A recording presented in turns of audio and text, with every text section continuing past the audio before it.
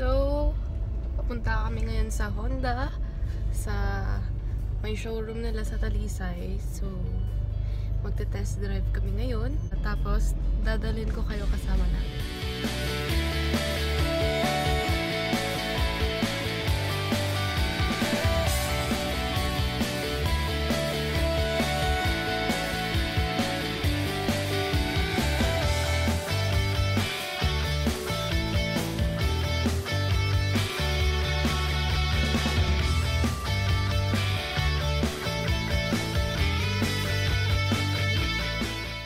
Seven-seater SUV with smart key and push start button na siya. Then you have paddle shifters na, so you can increase and decrease your speed manually. And automatic transmission, wala kita manual transmission for BRV. Adjustable ang steering wheel.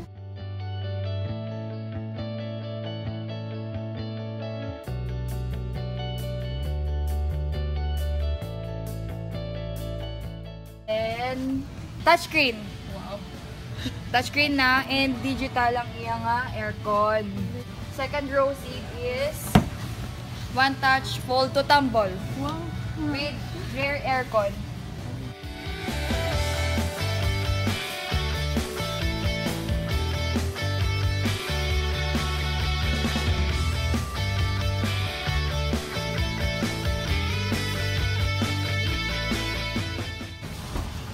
Then you have the baggage for sa likod. But if you don't need the third row seat, you could also fold it.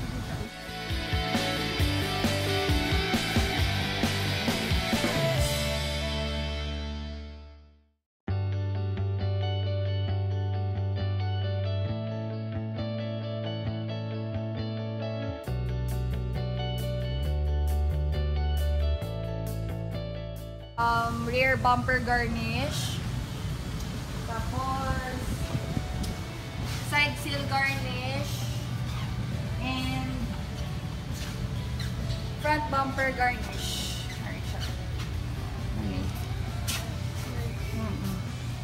Camera yan. Wala siya backup camera, sir. Pa-installan din.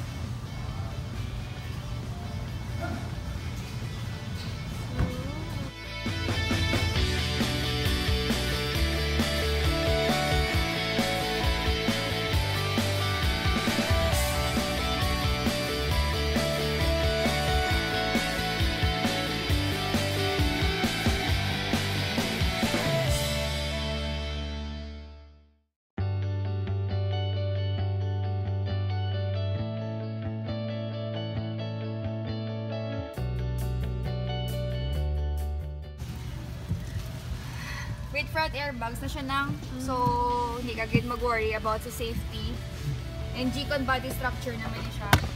So when we say G-Con body structure, tamaan ka strong ang iyang body na if ever na may collision, una gid magupi ang car before ang madalahig ang passenger.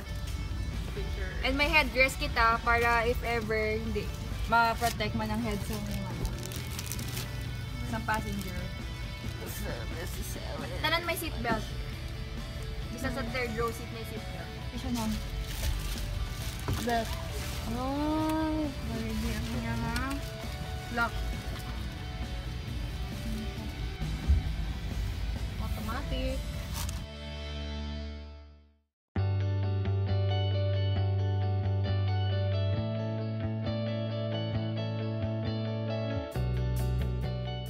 So we're inside the BRV. This is actually the car that we're planning to get sometime soon. Pero maganda talaga, guys. So that was Chu. She's a schoolmate, and if ever you're interested na bumili ng car, or especially this brand or this model, if you're interested to buy this model, just contact her. I'm going to put her details in the description box below.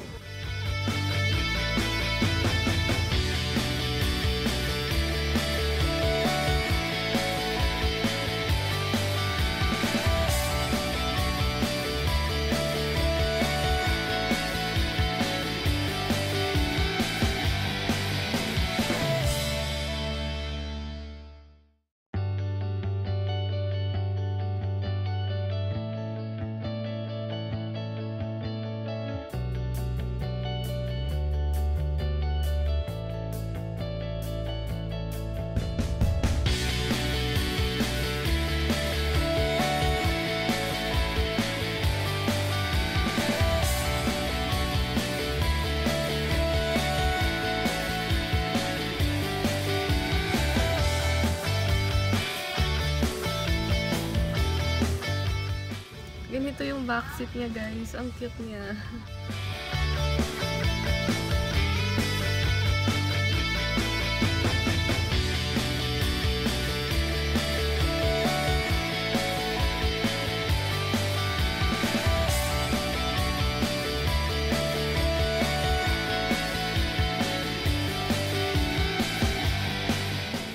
Test drive kami ngayon. Hinihintay na namin si Chu. Tapos test drive kami. So, ayan yung gusto ko sa sasakyan. Like it. Let's use the key. And it's keyless.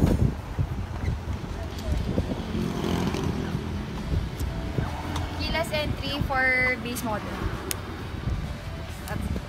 Hi!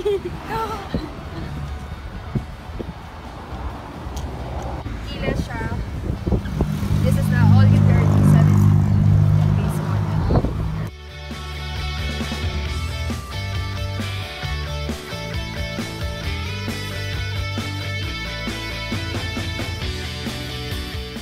Okay guys, so try natin yung Honda BRV. And this is Chu. If Hello. you need anything when it comes sa mga cars, you can contact her. I'll just put her information on the description box below. So, let's go! So, automatic transmission, it's already CVT. When we say CVT, is continuously variable transmission. So, grabe yung acceleration niya guys. Nakakatakot. Tapos is... Backing nga rin. Nakakatakot. Parang alam mo yung Nagigara sa... Super. Igara sa bugat lang. Oh. Dapat guys, pag nag-step kayo sa gas, dapat sobrang Dahan-dahan lang talaga. Kasi Dapat hindi mabigat yung paa mo pag nag-accelerator ka. ayan. Seatbelt reminder po. Okay. That we have to put our seatbelts on. Yes, for safety purposes din. So let's put on the seatbelt.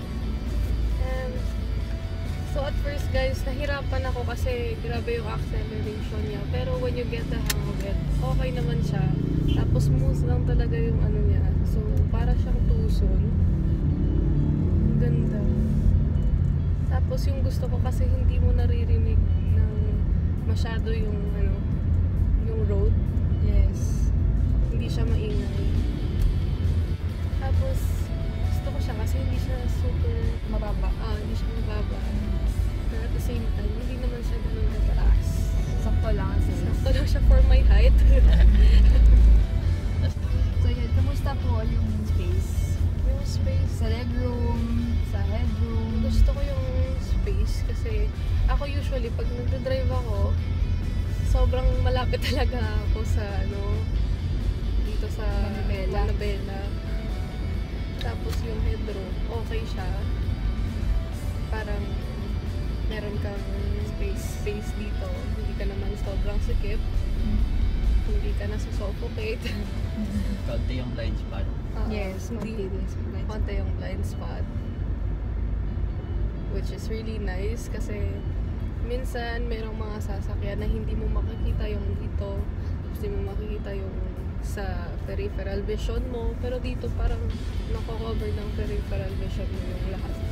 So, I really recommend this model. So as you can see, ano lang naman siya. Very easy to drive. Yeah, it's so easy. Magaan lang. I love it. Ayun. Love it. So easy to drive. Tapos ang smooth lang. Smooth lang ang ride. Smooth ride siya. Hindi din siya napuputol-putol. Like once you step on the gas, hindi siya parang umagan ng ganun.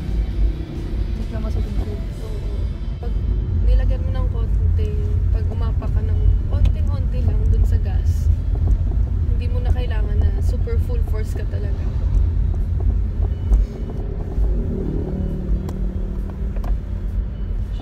So meron tayo sa touchscreen radio, music, USB, tapos phone if ever nakakonect ka sa Bluetooth, if ever na may tatawag, Which is pedal lang dyan. Tapos, sa radio natin, He was up to touchscreen it. na rin tayo. Pwede ko ma-check ang speakers niya. Oh, Pero, Doon, if sige. ever na mag-connect tayo sa Bluetooth, dapat once nakapark. For safety parang purposes ano, din. Ang para Honda siyang Civic. Honda Civic din. Kasi basta Honda, gusto nila nakapark talaga. Safety. Oo, kasi usually pag nag-connect tayo sa Bluetooth na umaandar na yung sasakyan, Busy na. busy na, hindi na, out of focus ka na sa drive mo. Which is, for safety Delikado. purposes. Yes, for safety purposes. Kaya pala, dinasend pala talaga yung Honda na gano'n. So, gusto nyo radio na lang muna tayo. Asan yung volume niya? Ay, meron din tayo sa steering yan. wheel, meron din tayo sa touchscreen. Ooh!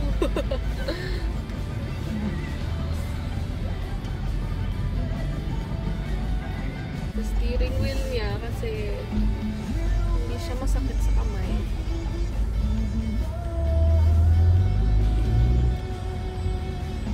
Ito sir, malamig din yung aircon.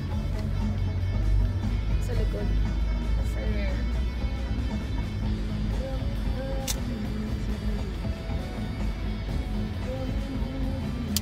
medyo traffic Digital na yung mileage niya, guys.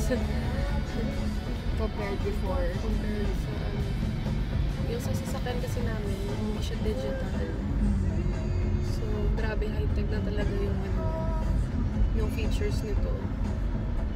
Which I like. Pang 21st century na talaga. Iba na talaga yung technology ngayon.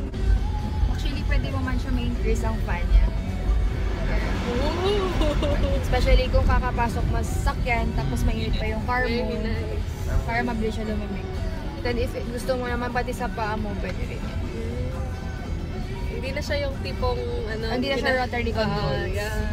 Digital na siya. Rotary controls. Wow, I learned something new today. So, saan ka usually, like, nandyan ka lang pa sa office or sa other branches ng Honda? Isa lang ang branch ng Honda dito sa buong Negros Occidental. So, dyan tayo sa Talisay. As you can see, rin siya, electric power steering siya. The more you increase your speed, the more siya nagtatighten. Kasi, para mas stabilize yung paghawak mo sa steering wheel. Unlike sa mga before na mga steering wheel, hindi siya reliable. Kasi noon, ang steering wheel, pag mabilis ka, mas more siya gumagalaw. So guys, tapos na yung test drive namin and I'm with you once